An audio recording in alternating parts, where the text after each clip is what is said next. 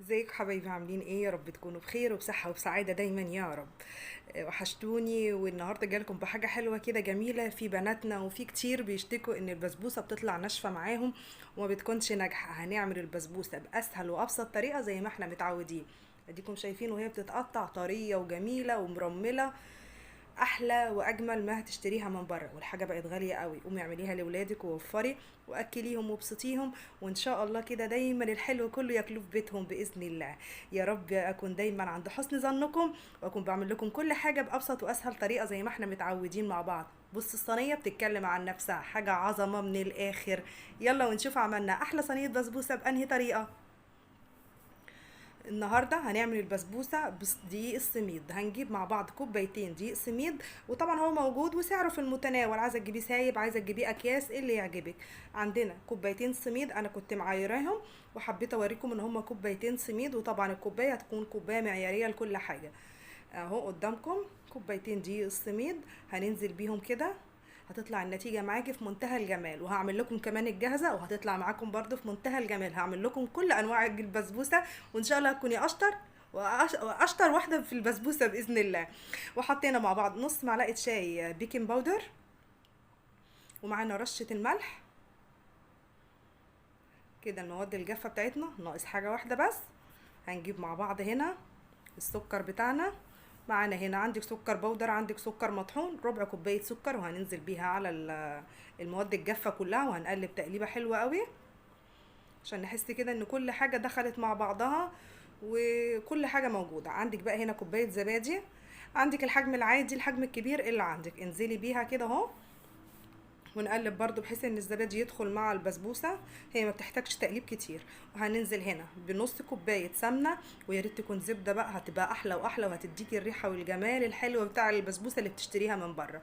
هننزل عليها بتركايه هتخلي طعمها في منتهى الجمال والقوام احلى ما من اي بسبوسه اكلتيها قبل كده. هننزل بمعلقتين عسل نحل، ونقلب بقى تقليبه حلوه كده، والسمنه هتكون دافيه اهو قدامكم.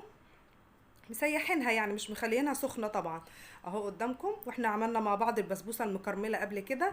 لو عايزين تشوفوها هنزلها لكم اللينك بتاعها مع الفيديو ان شاء الله.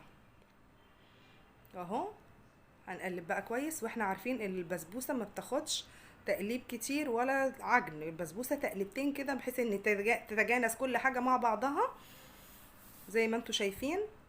نقلب بس بحيث ان الزبدة تتقلب مع دقيق السميد كويس قوي. تقليب مش عجن، بناتنا الصغيرين البسبوسه ما بتتعجنش. اهو قدامكم، بتهيألي لا في ابسط ولا اسرع من كده. في اقل من 5 دقايق كنا عاجنين البسبوسه، ما كملناش كمان 3 دقايق. اهو قدامكم، وسهله ومش مكلفه. طبعا دلوقتي البسبوسه بكام، والحلوه اللي تحب تاكليها غاليه قوي. هنجيب بقى الصينيه بتاعتنا، وهندهنها بمعلقه زبده، ودهني الحروف كلها كويس بحيث ان البسبوسه بتاعتك ما تلزقش معاكي خالص. دي خطوه مهمه قوي. دهنا الصينيه بتاعتنا، هنجيب الخليط بتاعنا وهننزل بيه كله كده في الصينيه. هنفرده، منسيبش حاجه خالص زي ما احنا متعودين مع بعض. ننزل بكل الخليط في الصينيه بتاعتنا، وهنساوي بقى الصينيه بتاعتنا كده خالص. ننضف حوالينا ونشيل كل حاجه اهو قدامكم. ولما بتعملي كل حاجة جنبك مرتبة وجاهزة، تحبي تعملي الحاجة وبتكون سهلة وبسيطة عليكي. انما لو انت مش مرتبة خطواتك هتتضايقي ومش هتحبي تقفي في المطبخ. فخديها نصيحة مني، رتبي كل حاجة جنبك وهتكوني يعني مبسوطة وانت بتعملي لحبايبك الاكل في المطبخ. دي نصيحة مني لبناتنا الصغيرين اللي لسه داخلين المطبخ. وهو قدامكم هنساوي وش البسبوسة. في طبعا ممكن تبلي ايدك بحبة مية، مش مية كتيرة، تبلي ايدك كده وتمشيها على البسبوسة من فوق تساويها.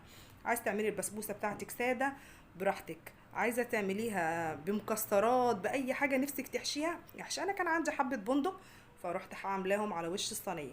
وطبعا يا حلاوتها لو هي ساده وتحطي عليها قشطه بعد ما تستوي بقى وتتسقي بالعسل، هتبقى جميله قوي برضو. لو ولادك بيحبوا المكسرات اي حاجه عندك، وقلت لك لو مش عندك مش مهم، حاجه مش ضروريه يعني. هنرص بقى المكسرات بتاعتنا على وش البسبوسه كده قدامكم. وبقول لكم تاني، لو عايزه تساوي البسبوسه كويس قوي بلي ايدك حبه نقطه ميه كده ومشي على وش البسبوسه، هتلاقيها اتساوت وشكلها بقى منتهى الجمال معاكي. نرص البندق بتاعنا بقى على صينيتنا كده كلها كده خلاص صينيتنا جاهزة وجميلة، والفرن بتاعنا سخن على درجة حرارة 180 وعلى الرف الوسطاني. هتاخد من نص ساعة ل40 دقيقة، يعني نص او تلت ساعة مع بعض. يلا نعمل بقى العسل بتاعنا او الشربات بتاعنا. هنحط كوباية سكر عليها كوباية مية، وهو ده بس العسل بتاعنا. مفيش لا اسهل ولا اسرع من كده. يلا على النار المتوسطة وسيبيه يغلي غلوة. وما ننساش عصرة الليمون. مش هنحط الفانيليا دلوقتي خالص. احنا الفانيليا بعد ما بنقفل عليها النار ممكن تحطي معلقه زبده والفانيليا بتاعتك. انا حاسه ان هي زبدتها كانت جميله، فسبت العسل بتاع البسبوسه معروف ان هو خفيف، غلي، ورحت رشه عليها مع الباكم الفانيليا، والعسل سخن والبسبوسه سخنه، وهما الاتنين وهما طالعين من الفرن بتسقي البسبوسه زي ما انتم شايفين كده. لازم الاتنين يكونوا سخنين، قافله على العسل وقافله على البسبوسه. سقيناها، غطيها بقى وسيبيها من 10 دقايق كده او ربع ساعه، وتعالي بعد كده شوفيها. والبسبوسه الناجحه بتشرب العسل، عشان دي معلومه لكل الحبايب، البسبوسه الناجحه بتشرب العسل، لو ما شربتش يبقى البسبوسه بتاعتك فيها حاجه غلط. قدامكم البسبوسه بتاعتنا طالعه في منتهى الجمال، طريه ومرمله وحاجه كده، يعني ايه، عظمه من الاخر. هتعمليها لاولادك هيكوني يعني ايه، بسطاهم وانت مبسوطه ان الحاجه طلعت حلوه. جربوها بالخطوات والتريكات اللي احنا عملناها مع بعض وهتشوفي نتيجه مفيش لا احلى ولا اجمل من كده. بص التقطيعه متهيألي بتدل ان هي طريه من جوه ومرمله. قطعيها بقى زي ما تحبي بقى، مربعات، سمبوكسات، اللي انت عايزاها كلها في الاخر هتتاكل وهتكون جميله من ايدك. اهو قدامكم البسبوسه بتاعتنا. في كده بندقيه طلعت من مكانها رجعناها تاني وقطعناها، وكل ما هتبرد كل ما هتتماسك اكتر وهيكون قوامها احلى وانتي بتقدميها. طبعا احنا ما صبرناش وطلعناها وهي سخنه، كانت يعني لسه، يعني لو كانت قعدت اكتر من كده كنت وانا بطلعها تبقى نتيجتها احلى. قدامكم الشكل واللون في منتهى الجمال، ولون البسبوسه بيبقى ذهبي كده زي ما انتم شايفين. وبقول تاني سيبوا البسبوسه تبرد قوي قوي، هيكون النتيجه معاكم احلى من اي حاجه. وهي البسبوسه، يلا ندوق بقى مع بعض، لازم ندوق ونشوف مع بعض. تهيألي من جوه الشكل، وقلت لكم كل ما هتبرد كل ما القوام هيكون احلى. قدامكم الشكل مرمل وفي منتهى الجمال، ونتيجه يعني تشرفك قدام اي ضيوف. لو حد جايلك قومي بسرعه اعملي صينيه بسبوسه وقدميها وانت مطمنه كده، احلى صينيه بسبوسه هتطلع من ايدك. عملتها لكم بابسط واسهل طريقه زي ما احنا متعودين مع بعض.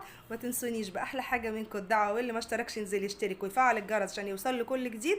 والسلام عليكم ورحمه الله وبركاته.